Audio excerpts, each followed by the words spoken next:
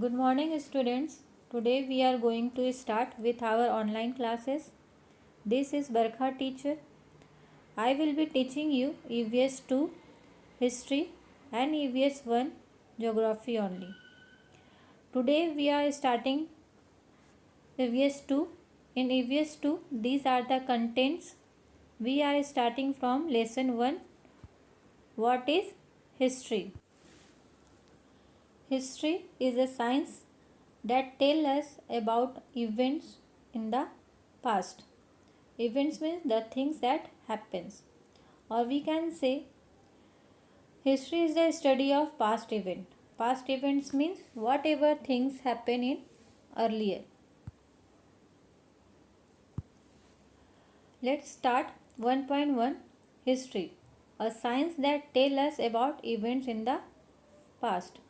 Last year in standard 4 we studied the life of Chhatrapati Shivaji Maharaj and his mission of establishing Swaraj.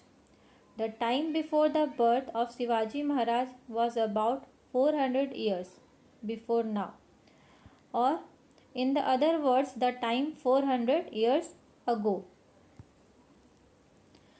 Last year in 4th, you had learned the life of Chhatrapati Shivaji Maharaj, what they did in whole life and how they established Swaraj, whatever events happen in their life, like escape from Agra, coronation of Shivaji Maharaj, etc. And he born in 19 Feb 1630 at Sivaneri Fort and died in 3rd April 1618 at Raigarh Fort, etc. Now we can say the time of the birth of Shivaji Maharaj is 400 years ago. For our convenience, we divide time in different ways. Often we use words like now, sometimes ago, after sometimes, or today, yesterday, tomorrow, or this year, next year, etc. When we use these words, we are actually measuring time in our minds. Now, today, and this year are terms that indicate the present.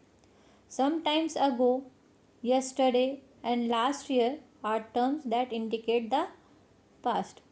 After some time, tomorrow, and next year are words that indicate the future. The time that has already gone by is the past. The time that we are in now is the present. The time that is yet to come is the future. Like when we want to tell about the present time, we should use now, today, this year. Like now we are learning, we are talking, etc. When we want to tell about the past, means already happens, we should use yesterday, sometimes ago, last year. Same as when we want to tell about the future, we should use after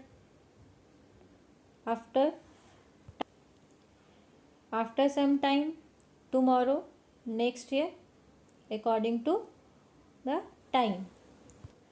The past includes many events that have already taken place. For example, if you are 10 years old today, it means the event of your birth happened 10 years ago in the past. Similarly, after 10 years from now, that is in future, you will be 20 years old. The time gone by between today and the day of your birth is your past. The past in the life of a person. Here are given some pictures. You When you see this carefully, you can easily understand the concept of the past, present, and the future. First, here given past, day of birth 10 years ago. Then present, we are 10 years old. It is today. In future, we shall be 20 years old after 10 years. Understood? The science that tries to understand past event is called history. 1.2 The scientific method of history. In standard 3rd and 4th, as a part of environmental studies, we have become acquainted with various sciences. The special characteristic of all these sciences is that their fact or evidence can be tested in experiment, which can be repeated anywhere, anytime. The method of using a number of different tests to determine whether the evidence is reliable is called the scientific method. In standard 3rd and 4th, we see various sub-sciences in environmental studies. In various sciences, we can do experiment to prove its correctness. Like in maths and science, we can prove all the formulas through experiment anywhere, anytime. The method of using a number of different tests to find out the truthness of the evidence, is it reliable or not, is called the scientific method. There are many things that happened since our birth that we may not know about. However, our grandparents or parents or others often tell us amusing stories of our childhood. Those stories are a part of their memory. However, when different people tell us about the same event, we find differences in their narrations. It makes us wonder which one is right.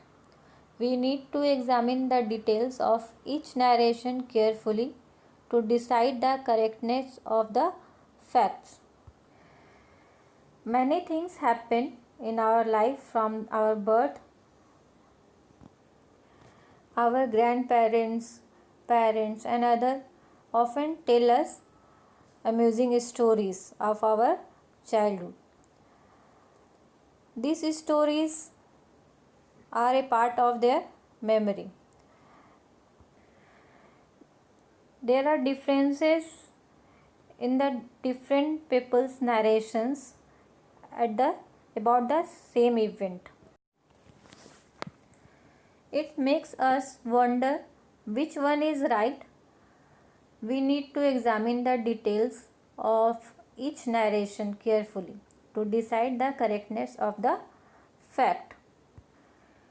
It is not possible to conduct experiments to recreate the events that have happened in the past. Therefore, the method of presenting history is different from that of other sciences. Even so, history uses the scientific method at every stage, namely while looking for and collecting evidence, examine the evidence, and while putting it together. When required, help is also taken from other sciences. That is why history is considered to be a scientific discipline. History is not written solely on the basis of imagination. We know in science and maths we can do experiment, but in history we cannot do those experiments because with the changing of time we can get some more reliable sources and it can change the history. And it is not possible to recreate the event. Recreate means create again. So the method of presenting history is different from other sciences.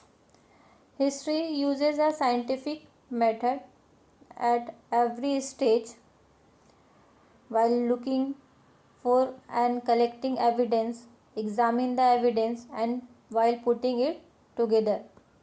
And when required, it take help from other sciences. That is why history is considered to be a scientific discipline. History is not written on the basis of imagination. We cannot write history through imagination. Ancient objects, structures, sculptures, pots, coins, inscriptions, copper plates, books, manuscripts, traditional stories, and songs remembered over many generations, etc., are the sources of history.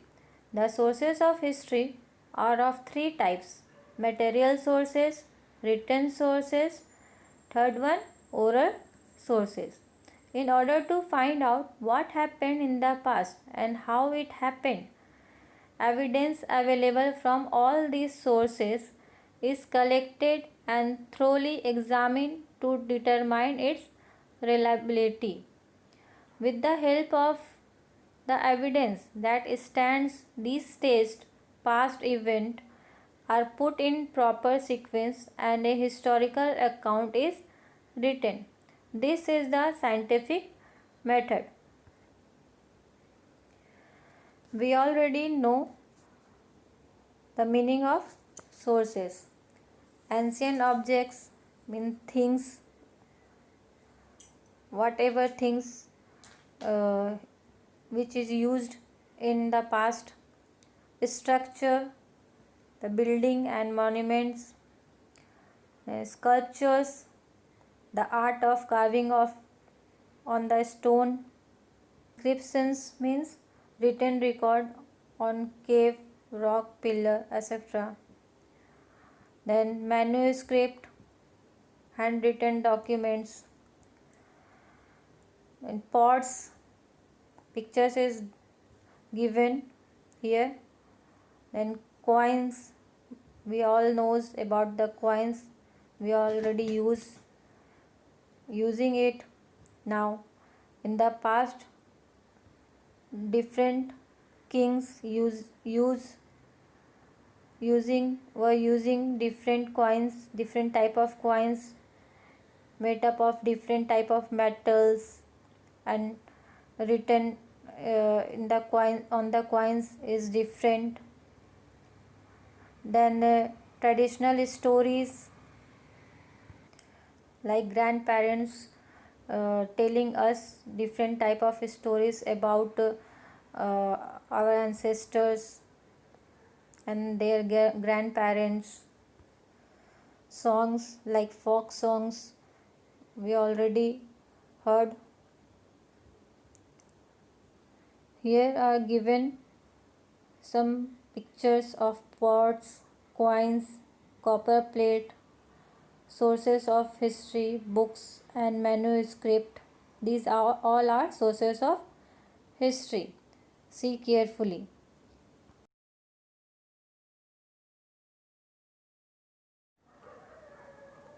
The sources of history of three types: material sources, written sources or oral sources. In material sources, these are the examples like pots, coins, inscriptions, sculptures, structures, copper plates, etc. In written sources, books, copper plates, inscriptions, coins, manuscript, etc. in oral sources like traditional stories, folk tales, folk songs, etc. When we want to find out what happened in the past and how it happened, then we should collect the evidence and examine it,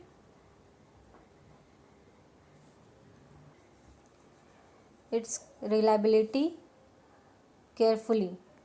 With the help of the events, with the help of evidence, we tested it and put in it in a proper sequence. Then we can write history. This is the scientific method. We will be continuing this chapter in next class. Thank you.